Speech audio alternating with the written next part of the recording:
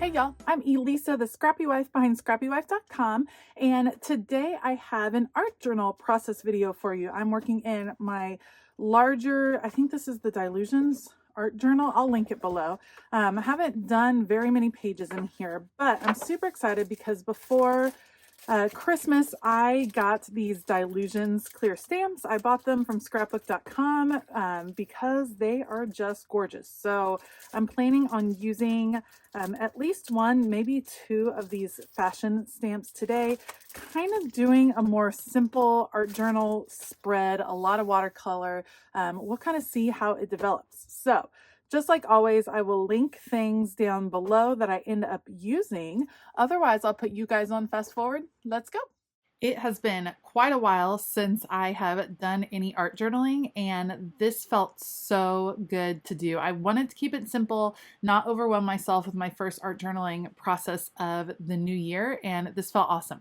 So these are brand new stamps. They were super, super hard to get off the backing. Those were probably the hardest stamps that I've ever had to get off the back of a stamp, the clear thing. So that was crazy. And I don't have a stamp block that's big enough for the entire stamp, but it's close enough.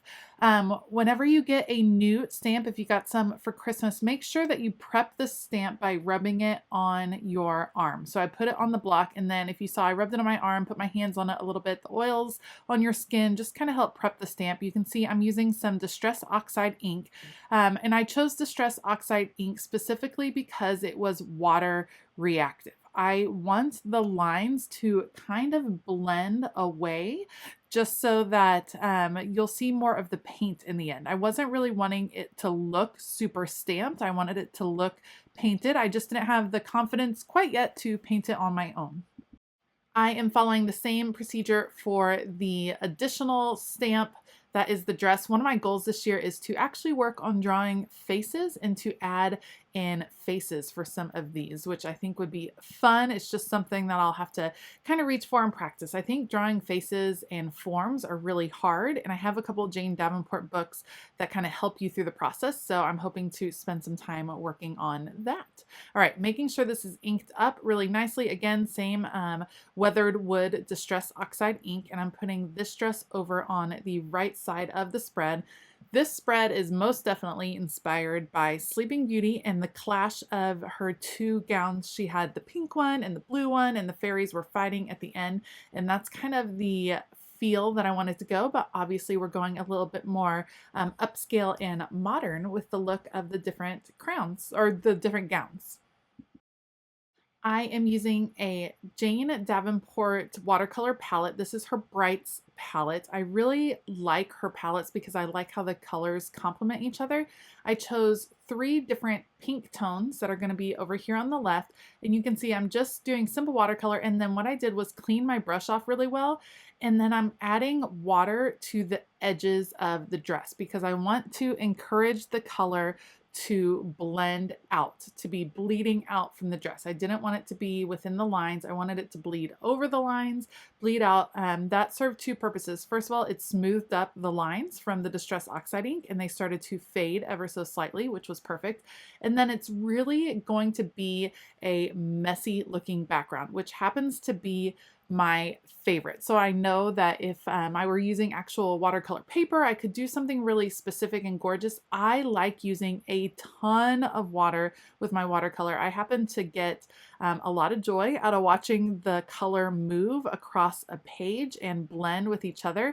And so I'm using all the different pinks so that I can see them start to blend. You can see I'm just adding clear water on the edges, and it just barely catches some of the color and encourages it to start moving. You can see the dress is getting lighter as I do that, which is totally expected because the color is starting to exit where it was, spread out. And so I go back and add some more layers and detail into the dress so that it will still have a little bit of shading, but it's so fun to watch the watercolor kind of open up.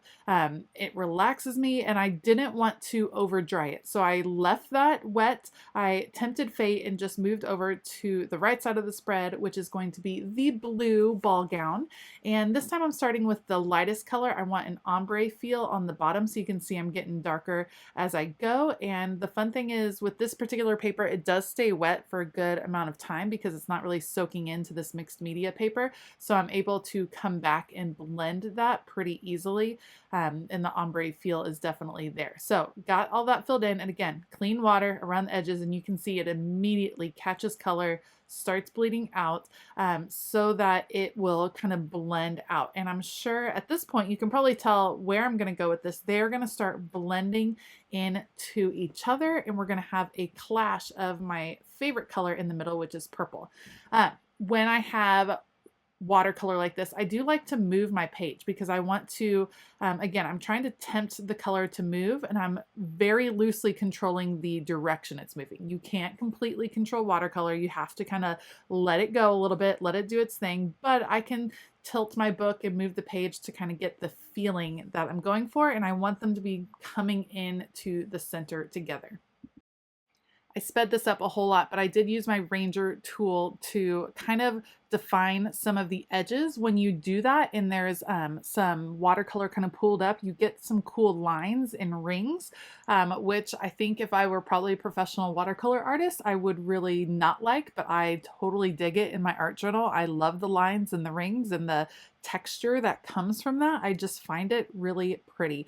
I think that's one of the things that I was really kind of embracing with this, is that it was messy but still super beautiful. Like it doesn't look super complicated in the end as far as like watercolor techniques, and there's lots of places where the paper got a little rough or there's rings of color, and I just thought it was so beautiful and interesting, and I just wanted to really embrace the fact that within the mess of art journaling, you can find beauty. Even if you create a page that you don't like at all, like the whole effect of the page isn't working for you, I bet you can find bits and pieces in that page that you did like. And art journaling is definitely a journey where you have to just start experimenting and see what you like. You're not going to like every entry that you do, and that's okay, because sometimes you don't like every twist and turn that your art journaling or that your life takes. And so it's a good lesson that you can take into the rest of your life.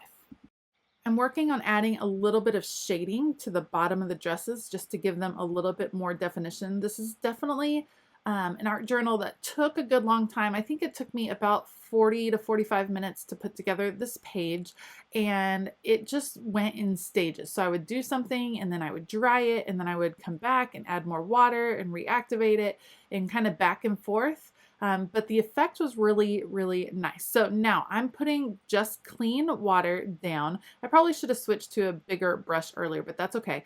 This is where I'm going to start to add some purple. So I'm going with a darker purple here at the bottom. And again, there's already water on the page, so as soon as I put the purple down, it starts moving and flowing.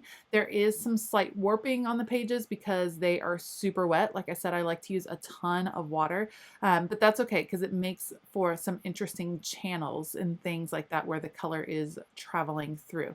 So I'm mixing the purple in with some of the base colors on either side just to kind of blend it out even more, filling in all of the little spaces that I can. And then at the top, I'm using a lighter purple than is at the bottom, and I'm blending it to the edges of the dresses. I got a little bit too close to that pink dress. I didn't want so much blue going over there, but that's okay. It'll start to get soaked up just a little bit.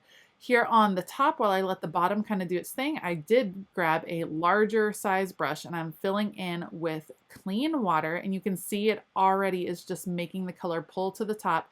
And I'm very carefully coming through with a paper towel. So a paper towel is a great way to kind of just soak up some of the extra color. You do have to be really careful. It'll take up like a ton of your color. You don't want to just pat down, but I usually just use the edge, and you can see it just kind of soaking in, getting some of the extra pooling up that I wanted to control just a bit more. So it works pretty well. You just want to be careful because it can take up a lot of the color. especially on a mixed media paper where it's really sitting on top of the paper. It hasn't really soaked in. Once I finished this, I let it dry almost all day because it had, like I said, a ton of water. I wanted it to dry thoroughly to see what the finished product would look like. And so I just left it open in my craft room all day. That way it wouldn't stick to each other, all that good business. Okay, so I'm adding just a little bit of color at the top of the page to kind of frame in the pictures a little bit more. As I'm working at this point, I'm trying to decide if I want to add anything else, any other main elements to the page. And I really don't think I do. I considered whether I would do a quote or a big title or maybe some accessories. And I wanted to just keep it really simple and to just play with this watercolor technique of seeing them blend, of seeing all the channels and the rings and the textures that came up. So I left it pretty simple. So at this point, I'm trying to dry it really well because I would like to add another layer. I'd like to come back with some colored pencils over the top, but obviously it needs to be dry for that to be effective. All right, I pulled out my Prismacolor colored pencils, and then I also have a metallic colored pencil. That's the one I'm starting with. This one is from Archer and Olive that was in a recent subscription box, and I'm using it to add some shading. And I love my Prismacolor pencils because they blend really well. This Archer and Olive pencil has a really pretty purple metallic feel, and it does blend really nicely. So you can see I'm kind of going over the edges of the dress and blending out, adding some shading and some darkening. It's really helping define the dress. It's taking away a lot of the gray that was left over from the stamping, and I am so pleased. Like once I finish with the color, these dresses pop really nicely, and it looks like the watercolor is just kind of exploding behind them. It's just a lot of fun. Again, I chose just 3 different colors for each dress. 3 different colors that were within shades of each other that would blend really nicely. So I'm adding a little definition to the top, and then I definitely want to highlight the belt and the neck and the leg area. I'm pretty sure watercolors with colored pencils on top might be one of my favorite ways to art journal. Let me know in the comments below if you do art journaling, what mediums do you like to use the most? Are you an acrylic person? Do you like gelatos, gouache? I would love to hear. I really want to get a little bit more into gouache. And of course, I do really like acrylic for some messy looks as well. But there's something about watercolor with colored pencil on top that just intrigues me, and I really like working in those 2 mediums. Okay, for the blue dress, I did decide to go with a super dark blue to give it a little bit of edge right here, and I love how you can now see the ruffles in the skirt. We're going to bring that dark blue up to the top with this neckline, and then I started doing the bodice of this dress, and I was using a blue indigo. It did come out looking rather purple. That's okay. I'm going to bring the purple down into the skirt just a little bit, and I'm blending it with blue. So in the end, it does still stay blue, but it has the hint of purple, which I think is actually pretty nice because it hints at what is about to come as the dress kind of bleeds into the other dress.